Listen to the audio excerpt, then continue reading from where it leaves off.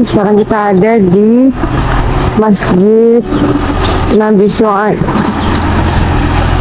Suasananya terik sekali.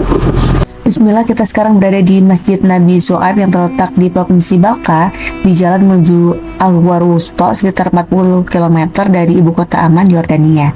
Nabi Syuaib merupakan mertua dari Nabi Musa yang memiliki nama panjang Syuaib bin Mikil bin Yakson.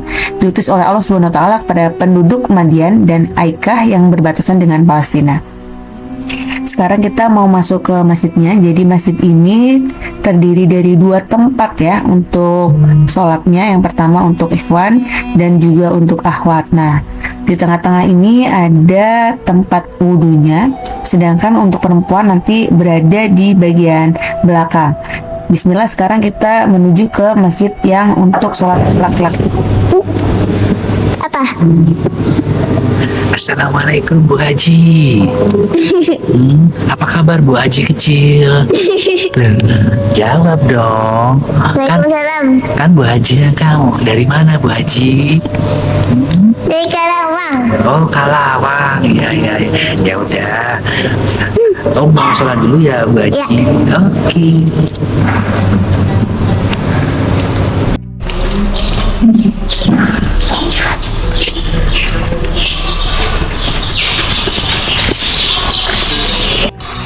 Sekarang kita mau kasih tahu lokasi di mana akhwat sholat. Jadi memang dipisah laki-laki dan perempuan.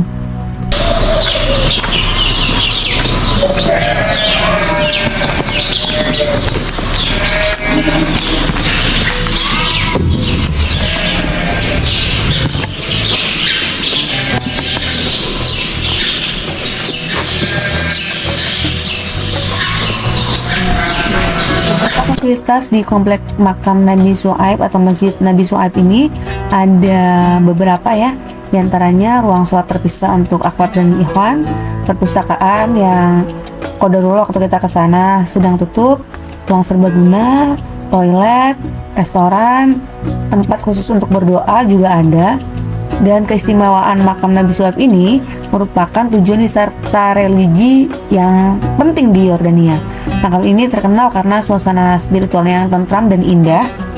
Di sini pengunjung berkumpul untuk berdoa, merenung, dan mendengarkan khutbah selama bulan suci Ramadan. Banyak sekali acara dan perayaan keagamaan diselenggarakan di sini katanya. Walaupun pada kenyataannya ketika kita berziarah di sana hanya ada sedikit peziarah yang datang dan cukup sepi ya dibandingkan dengan masjid-masjid lain.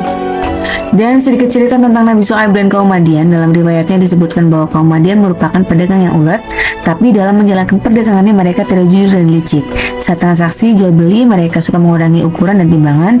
Gandum yang harus ditimbang 1 kilo mereka kurangi dan mendapatkan keuntungan dengan cara tersebut. Nabi Syuaib sudah memperingatkan mereka dan malah ditentang oleh umatnya. Kesalahan terbesar kaum Madian adalah menyekutukan Allah dan mengancam untuk mengusir Nabi Syuaib serta orang-orang yang beriman. Akhirnya sebagai hukuman Allah menghancurkan kaum Madian dengan bencana. Pertama, kaum Madian diberi azab melalui udara panas yang membakar kulit dan bangunan serta pohon tidak cukup untuk mereka berteduh. Kemudian Allah mendatangkan gumpalan awan gelap dan kaum Madian pun menghampiri awan tersebut untuk berteduh. Mereka berdesak-desakan di bawah awan itu. Saat semua penduduk sudah terkumpul, Allah menurunkan petir dengan suara yang sangat keras di atas mereka. Dan saat itu Allah menimpakan gempa bumi, membinasakan seluruh kaum Madian yang menentangnya, dan Nabi Syuaib beserta pengikutnya yang beriman diselamatkan. Nabi Syuaib disebut sebanyak 17 kali dalam Al-Quran, yaitu dalam surat Al-A'raf, Hud, Asy-Syu'ara, dan Al-Ankabut.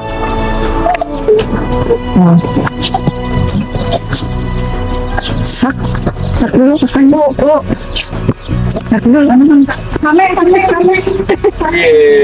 Dapat teman baru. Bye-bye. Bye-bye. Terima kasih ya. Di sana itu Berbagi ya. Siapa nama kakaknya? enggak mau kenalan. Nggak mau kenalan. Jadi kakak bilang pas online terus itu bilang ke ibunya itu. Oh gitu, dia nggak ngerti bahasanya.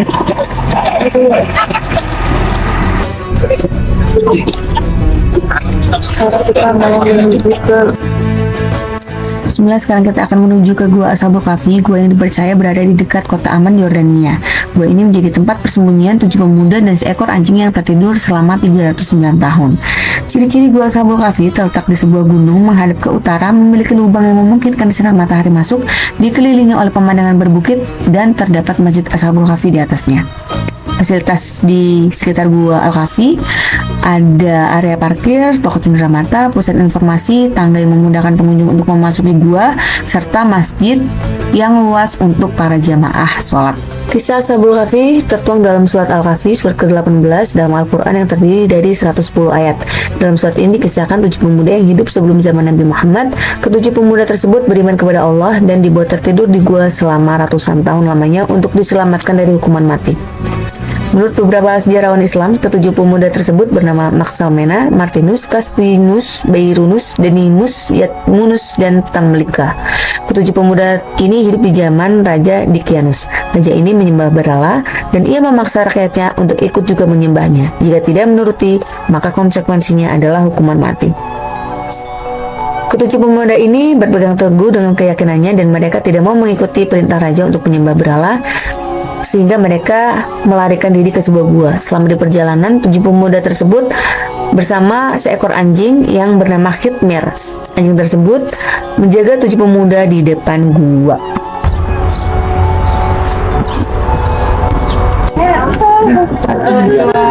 Pegangan dong, Pak. Gandengan.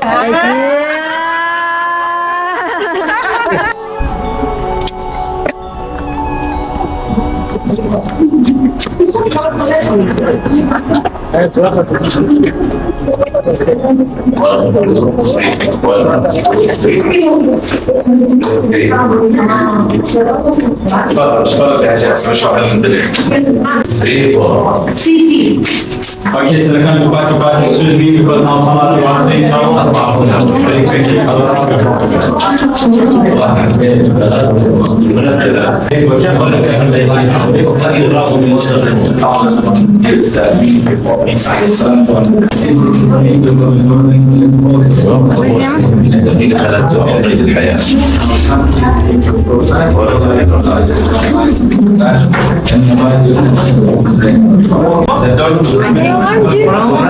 Anjing.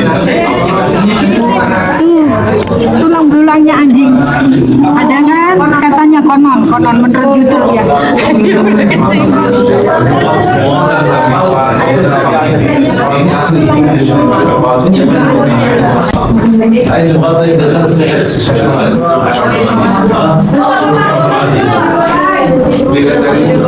Oke, ya silakan. Karena salat asar langsung akan masuk tentang lagi ya sebentar aja penjelasan tentang gua ini ya. Di dalam bahasa Arab ada 3 kata berarti gua. Kalau guanya terlalu kecil itu bernama apa? Bernama dipanggil Ghar, seperti Ghar Hira di mana di Arab Saudi ya. Karena guanya terlalu kecil. Tapi kalau guanya sedikit lebih luas itu bernama Maghara. Ini sedikit lebih luas daripada apa? Daripada daripada Ghar. Tapi kalau guanya cukup luas seperti ini itu dipanggil Kahf. Kahf seperti surat Al-Kahf. Dalam Al-Quran ya Anda kitab membaca setiap hari Jumat. Allah Ta'ala alam, mukjizat itu terjadi pada saat Romawi ya. Pada saat Romawi mereka beriman kepada Allah Ta'ala, istiqamah di depan imannya. Mereka sejumlah Allah Ta'ala alam 7 orang. Dan hal ini hal dilarang oleh Kekaisaran Romawi. Karena pada saat Romawi orang Romawi menyembah seperti orang Yunani menyembah berhala. Tapi mereka yang ganti agama, yang yakin ada satu Tuhan, satu Allah Ta'ala. Ya hal ini hal dilarang oleh Kekaisaran Romawi. Karena itu Kekaisaran Romawi cari mereka, mau membunuh mereka. Mereka takut. mereka melarikan diri dari desa. Wallahu taala alam, desa itu adalah Amman, karena Amman pada saat Romawi adalah kota kaya namanya Philadelphia. Mereka melarikan diri dari kota itu sampai di sebuah gua ini. Mereka mau istirahat, mau tidur sambil tunggu malam. Tapi Allah Ta'ala menunjukkan mereka selama 309 tahun. Ya akhirnya salah satu dari mereka bangun. Kalau anda bangun dan anda udah tidur lama, anda merasa lapar. Ya salah satu dari mereka pergi ke desa mau membeli minuman dan makanan, tapi dia masih pakai mata uang yang lama. Akhirnya beliau pulang lagi ke gua ini dan Allah Ta'ala mewafatkan semua langsung. Ya. Peristiwa itu mungkin mulai mereka mulai tidurnya pada saat Romawi, tapi mereka bangun pada saat Bizantium. Berarti pada saat agama rasmi di seluruh kekaisaran Romawi adalah agama Kristen dari tahun 333 sesudah Masehi. Ya. Wallahu Ta'ala alam, gua ini gua yang paling benar di gua Ashabul Kahfi yang tersebut di dalam Al-Quran. Allah Ta'ala berfirman, بعد أعوذ بالله من الشيطان الرجيم وترى الشمس إذا طلعت تزاور عن كهفهم ذات اليمين وإذا غربت تقرضهم ذات الشمال وهم في فجوة منه. Berarti ketika sinar matahari terbit, cahaya matahari bisa masuk ke guanya lewat jendela atau lubang yang sekarang tertutup, karena kemudian mereka membangun masjid di atasnya. Dan ketika sinar matahari terbenam, cahaya matahari bisa masuk ke guanya lewat pintu ini. Wahum fi fujwatin minhu, berarti mereka mereka di mana? Mereka fi fujwatin minhu, berarti mereka di dalamnya. Ya, wallahu taala alam, inilah tempat tidurnya. Allah Ta'ala berfirman, وَتَحْسَبَهُمْ أَيْقَاظًا وَهُمْ رُقُودًا. Berarti apa? Kalau anda melihat mereka dalam tidurnya, anda berfikir mereka sadar, padahal mereka tidur. Karena mereka tidur sambil apa? Membuka mata-matanya. Allah Ta'ala berfirman, وَنُقَلِّبُهُمْ ذَاتَ الْيَمِينِ وَذَاتَ الشِّمَالِ وَكَلْبَهُم بَاسِطًا ذِرَاعَيْهِ بِالْوَصِيلِ. Ya, berarti Allah Ta'ala balik mereka ke sebelah kanan dan ke sebelah kiri, supaya sehingga badan mereka tidak makan oleh tanah. Ya. وَكَلْبَهُم بَاسِطًا ذِرَاعَيْهِ بِالْوَصِيلِ, berarti anjingnya di mana? Anjingnya 2-3 kaki di depan pintu masuk. Ada dua kata dalam bahasa Al-Wasit. Al-Wasit itu ditinggal, dan Al-Wasid itu tempat yang berada 2-3 kaki di depan pintu masuk.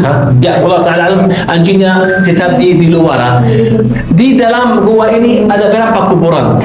Mungkin mereka 7 atau mungkin mereka 4, tapi di gua ini ada 7 kuburan. Ya, ini 1, 2, 3 yang ditinggal itu juga kuburan yang dirusak, dan di sebelah ini ada 1, 2, 3. Ya, sejumlah 7 kuburan.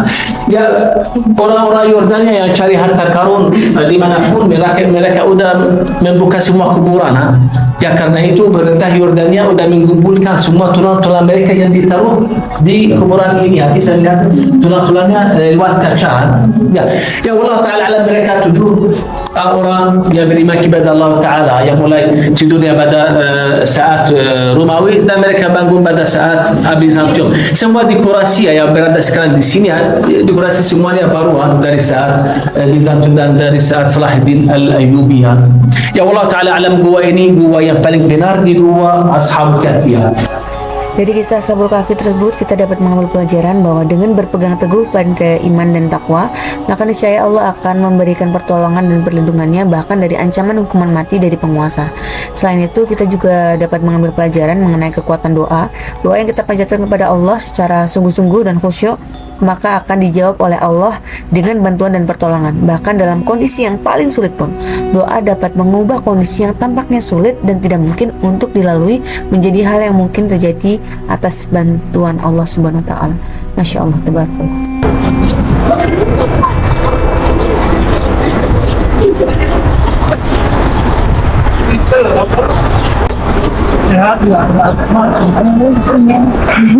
Makasih Kakung.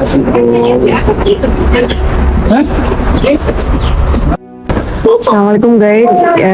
Ini kita lagi buka puasa dan ini hari terakhir kita di Jordan. Sekarang kita lagi ada di Bandara Queen Ayla dan sebentar lagi kita akan menuju ke Jeddah. Dilanjut dari Jeddah ke Madinah selama beberapa hari. Baru kita akan umrah. Ini menunya. Suka nggak kakak? Suka. Alhamdulillah. Alhamdulillah.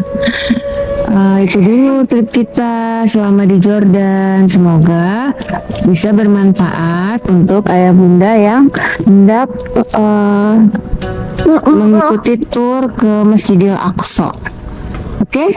Kakak lihat sini. Ya, Taufiq wal Hidayah. Assalamualaikum warahmatullahi wabarakatuh. Bye bye. Bye.